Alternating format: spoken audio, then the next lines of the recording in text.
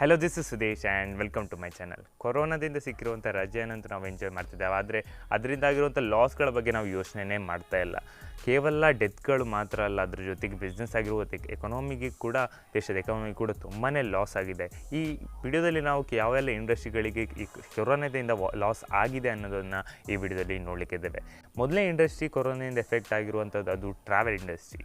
Travel ಏಜೆನ್ಸಿಗಳಾಗಿರ್ಬೋದು, travelling ಸೋರ್ಸಸ್ಗಳಾಗಿರ್ಬೋದು, airlines, bus ಇವೆಲ್ಲವೂ ಕೂಡ ಕೊರೋನಾದಿಂದ ಬಹಳ ದೊಡ್ಡ ಮಟ್ಟದಲ್ಲಿ ಎಫೆಕ್ಟನ್ನು ಪಡ್ಕೊಂಡಿದೆ.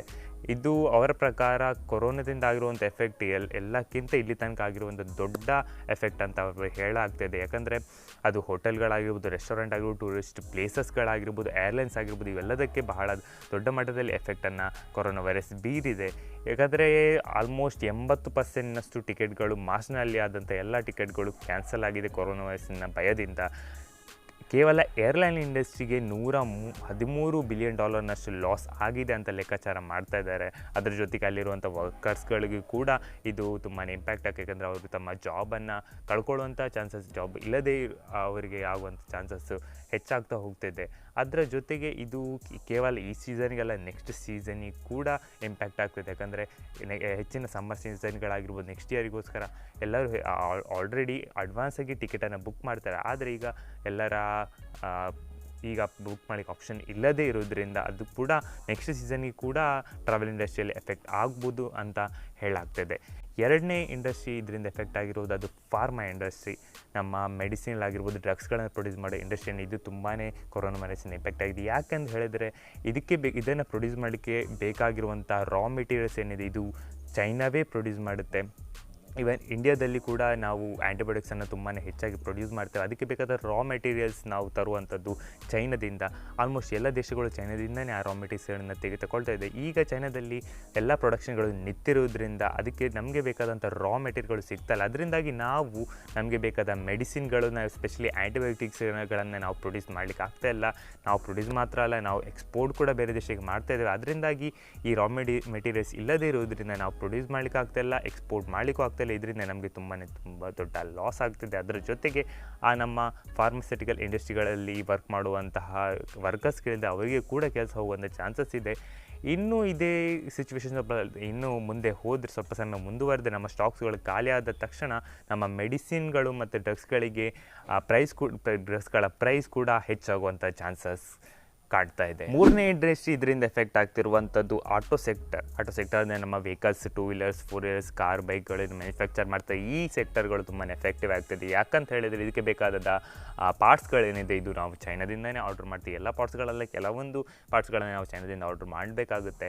ಈಗ ಚೈನಾದಲ್ಲಿ ಪ್ರೊಡಕ್ಷನ್ ಎಲ್ಲವೂ ಸ್ಟಾಪ್ ಆಗಿರೋದ್ರಿಂದ ನಮ್ಮ ಇಲ್ಲಿ ಕಾಂಪೊನೆಂಟ್ಸ್ಗಳ ಶಾರ್ಟೇಜ್ ಆಗ್ತಿದೆ. ಅದರಿಂದಾಗಿ ಇದೇ ಸ್ವಲ್ಪ ಸಮಯ ಮುಂದುವರೆದರೆ ನಮ್ಮ ಪ್ಲ್ಯಾಂಟ್ಸ್ಗಳನ್ನು, ಕಾರ್ ಮ್ಯಾನುಫ್ಯಾಕ್ಚರ್ ಮಾಡುವಂಥ ಪ್ಲ್ಯಾಂಟ್ಸ್ಗಳನ್ನು ಕ್ಲೋಸ್ ಮಾಡಬೇಕಾದಂಥ ಪರಿಸ್ಥಿತಿ ಕೂಡ ಬರ್ಬೋದು. ಅದರ ಜೊತೆಗೆ ಅಲ್ಲಿರುವಂಥ ವರ್ಕರ್ಸ್ಗಳಿಗೆ ಕೂಡ ಇದು ತೊಂದರೆ ಆಗಿಬಿಡುತ್ತೆ. ಅದರಿಂದಾಗಿ ಇದು ಕೂಡ ಒಂದು ದೊಡ್ಡ ಪ್ರಾಬ್ಲಮ್ ಆಗುತ್ತೆ. ಅದರ ಜೊತೆಗೆ ಸ್ವಲ್ಪ ಸಮಯ ಇದೇ ಪರಿಸ್ಥಿತಿ ಮುಂದುವರೆದರೆ ನಮ್ಮ ಆಟೋ ಇಂಡಸ್ಟ್ರಿಯಲ್ಲಿ ಪ್ರೈಸ್ ಜಾಸ್ತಿ ಆಗ್ಬೋದು. ನಮ್ಮ ವೆಹಿಕಲ್ಗಳನ್ನ ಹೊಸ ಪರ್ಚೇಸ್ ಯಾರ್ದು ಯೋಚನೆ ಮಾಡ್ತಾಯಿದ್ರೆ ಅವರಿಗೆ ಹೆಚ್ಚು ಪ್ರೈಸ್ ಕೊಟ್ಟು ನೀವು ತಗೊಳ್ಬೇಕಾದ ಪರಿಸ್ಥಿತಿ ಬರ್ಬೋದು. ಕನ್ಫರ್ಮ್ ಇಲ್ಲ, ಬರ್ಬೋದು. ಆದರೆ ಇದು ಮ್ಯಾನೇಜ್ ಕೂಡ ಆಗ್ಬೋದು. ಇನ್ನೊಂದು ಇಂಡಸ್ಟ್ರಿ ಇದರಿಂದ ಕೊರೋನಾ ವೈರಸ್ನಿಂದ ಎಫೆಕ್ಟ್ ಆಗಿರುವುದಂದ್ರೆ ಅದು ಟೆಕ್ನಿಕಲ್ ಇಂಡಸ್ಟ್ರಿ. ನಿಮ್ಗೆ ಗೊತ್ತೇ ಇದೆ, ಚೈನಾ ಎಲೆಕ್ಟ್ರಾನಿಕ್ಸ್ ಅಲ್ಲಿ ಎಲ್ಲಕ್ಕಿಂತ ಮುಂದೆ ಆಗಿದೆ. ಎಲೆಕ್ಟ್ರಾನಿಕ್ಸ್ ಕಾಂಪೊನೆಂಟ್ಸ್ಗಳನ್ನ ಮಾಡೋದ್ರಲ್ಲಿ ಎಲ್ಲ ದೇಶಗಳಿಂದ ಮುಂದೆ ಇದೆ. ಆ್ಯಪಲ್ ಫೋನಿಂದ ಹಿಡಿದು ಸಣ್ಣ ಆ್ಯಂಡ್ರಾಯ್ಡ್ ಫೋನ್ ತನಕ ಎಲ್ಲವೂ ಚೈನಾದಲ್ಲೇ ಮ್ಯಾನುಫ್ಯಾಕ್ಚರ್ ಆಗುತ್ತೆ. ಚೈನಾದಲ್ಲೇ ಮ್ಯಾನುಫ್ಯಾಕ್ಚರ್ ಆಗಲ್ಲ, ಅದರ ಕಾಂಪೊನೆಂಟ್ಸ್ಗಳು ಚೈನಾದಲ್ಲೇ ಆಗುತ್ತೆ. ಅಲ್ಲಿಂದ ತಂದು ನಾವು ಕೂಡ ಅಸೆಂಬಲ್ ಮಾಡಿ ಅದನ್ನು ಪ್ರೊಡ್ಯೂಸ್ ಮಾಡ್ತೇವೆ. ಆದರೆ ಈಗ ಅದಕ್ಕೆ ಬೇಕಾದಂಥ ಕಾಂಪೊನೆಂಟ್ಸ್ಗಳು ಚೈನಾದಲ್ಲಿ ಇರೋದ್ರಿಂದ, ಚೈನಾದಲ್ಲಿ ಎಲ್ಲ ಇಂಡಸ್ಟ್ರಿಗಳು ಕ್ಲೋಸ್ ಆಗಿರೋದ್ರಿಂದ ನಮಗೆ ಕಾಂಪೊನೆಂಟ್ಸ್ಗಳು ಸಿಗ್ತಾ ಇಲ್ಲ. ಇದರಿಂದಾಗಿ ನಾವು ಮ್ಯಾನುಫ್ಯಾಕ್ಚರ್ ಮಾಡಲಿಕ್ಕೆ ಸಾಧ್ಯ ಆಗ್ತಾ ಇಲ್ಲ. ಅದರಿಂದಾಗಿ ಹಲವಾರು ಸಮಸ್ಯೆಗಳು ಬರ್ತದೆ. ಯಾಕಂದರೆ ಎಲ್ಲವೂ ಅಲ್ಲೇ ಪ್ರೊಡ್ಯೂಸ್ ಆಗ್ತದೆ. ಡಿಸ್ಪ್ಲೇಯಿಂದ ಹಿಡಿದು processor, camera, sensors, electronic components ಎಲ್ಲವೂ ನಮಗೆ ಬೇಕಾಗಿರೋದ್ರಿಂದ ಅದರ ಶಾರ್ಟೇಜ್ ಈಗ ಬರ್ತಾ ಇದೆ. ಇದರಿಂದಾಗಿ ಎಲೆಕ್ಟ್ರಾನಿಕ್ ಕಾಂಪೊನೆಂಟ್ಸ್ಗಳ ಪ್ರೈಸ್ ಹೆಚ್ಚಾಗ್ಬೋದು. ಅದರ ಜೊತೆಗೆ ಕೆಲವು ಲಾಂಚ್ ಕೂಡ ಡಿಲೇ ಆಗ್ತಾಯಿದೆ. ಆದರೆ ಸ್ವಲ್ಪ ಸಮಯದಲ್ಲಿ ಎಲೆಕ್ಟ್ರಾನಿಕ್ಸ್ ಇಂಡಸ್ಟ್ರಿ ಸರಿ ಆಗುತ್ತೆ ಅನ್ನೋ ಅಂದಾಜು ಮಾಡಲಾಗ್ತಿದೆ. ಓವರಾಲಿ ನೋಡೋದಾದರೆ ಕೊರೋನಾ ವೈರಸ್ಸಿಂದ ಇಂಪ್ಯಾಕ್ಟ್ ತುಂಬಾ ಜಾಸ್ತಿ ಆಗಬಹುದು. ಯಾಕಂದರೆ ನಾವು ಚೈನಾದಿಂದ ಹಲವಾರು ವಸ್ತುಗಳನ್ನು ತುಂಬ ದೊಡ್ಡ ಮಟ್ಟದಲ್ಲಿ ಇಂಪೋರ್ಟ್ ಮಾಡ್ತೇವೆ. ಅದರಿಂದಾಗಿ ಕೊರೋನಾ ಅಲ್ಲಿ ಪ್ರೊಡಕ್ಷನ್ ಸ್ಟಾಪ್ ಆದಾಗ ನಮಗೆ ಎಫೆಕ್ಟ್ ಖಂಡಿತ ಆಗುತ್ತೆ. ಅದರ ಜೊತೆಗೆ ಇಲ್ಲಿ ಕೆಲವು ಎಕ್ಸ್ಪರ್ಟ್ಗಳ ಪ್ರಕಾರ ನಮಗೆ ಸಣ್ಣ ಅಡ್ವಾಂಟೇಜ್ ಕೂಡ ಇದೆ ಅಂತ ಹೇಳಲಾಗ್ತಿದೆ. ಯಾಕಂದರೆ ಕೊರೋನಾ ಎಲ್ಲ ದೇಶಗಳಿಗೆ ಎಕ್ಸ್ಪೋರ್ಟ್ ಮಾಡ್ತಾ ಇರೋದ್ರಿಂದ ಕಾಂಪೋನೆಂಟ್ಸ್ಗಳಾಗಿರ್ಬೋದು, ಹಲವಾರು ವಸ್ತುಗಳನ್ನ ಎಕ್ಸ್ಪೋರ್ಟ್ ಮಾಡ್ತಾ ಇರೋದ್ರಿಂದ ಈಗ ಅಲ್ಲಿ ಪ್ರೊಡಕ್ಷನ್ ಸ್ಟಾಪ್ ಆಗಿರೋದ್ರಿಂದ ಆ ಕೆಲಸವನ್ನು ನಾವು ಮಾಡಿದರೆ ನಮಗೆ ಇದರಿಂದ ಎಕನಾಮಿಕಲಿ ಲಾಭ ಆಗ್ಬೋದು ಅಂತ ಹೇಳಲಾಗುತ್ತದೆ.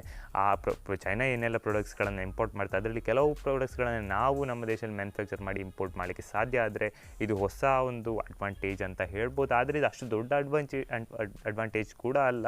ಇದಕ್ಕಾಗಿ ತಯಾರಿ ಮಾಡಬೇಕಾಗುತ್ತೆ. ಇದಕ್ಕಾಗಿ ನಾವು ಮೊದಲಿಗೆ ಕೊರೋನಾದಿಂದ ಕಂಪ್ಲೀಟಾಗಿ ಗುಣಮುಖ ಆಗಬೇಕಾಗುತ್ತೆ. ಇದಕ್ಕಾಗಿ ತಾವೆಲ್ಲರೂ ಆದಷ್ಟು ಬೇಗ ಕೊರೋನಾದಿಂದ ಮುಕ್ತ ಆಗಿ ಏನೆಲ್ಲ ಸೇಫ್ಟಿ ಪ್ರಿಕಾಷನ್ಗಳಿದೆ ಅದನ್ನು ಫಾಲೋ ಮಾಡಿ ನಾವು ಕೊರೋನಾದಿಂದ ಮುಕ್ತ ಆಗುವ. ನಮ್ಮ ಜೊತೆಗೆ ಎಲ್ಲ ದೇಶಗಳು ಕೂಡ ಆದಷ್ಟು ಬೇಗ ಕೊರೋನಾದಿಂದ ಮುಕ್ತ ಆಗಲಿ ಅಂತ ಹೇಳ್ತಾ ಈ ವಿಡಿಯೋನ ಇಲ್ಲಿಗೆ ಮುಗಿಸ್ತೇನೆ. ವಿಡಿಯೋ ಚೆನ್ನಾಗಿದ್ದರೆ ಲೈಕ್ ಮಾಡಿ, ವಿಡಿಯೋನ ಶೇರ್ ಮಾಡಿ, ನಿಮ್ಮ ಜೊತೆ ಇದೇ ರೀತಿ ವಿಡಿಯೋಸ್ಗಾಗಿ ಸಬ್ಸ್ಕ್ರೈಬ್ ಮಾಡಿ ನನ್ನ ಚಾನಲನ್ನು. ಆ್ಯಂಡ್ ನಾನು ಸಿಗ್ತೀನಿ ನೆಕ್ಸ್ಟ್ ವಿಡಿಯೋದಲ್ಲಿ. Thanks for watching.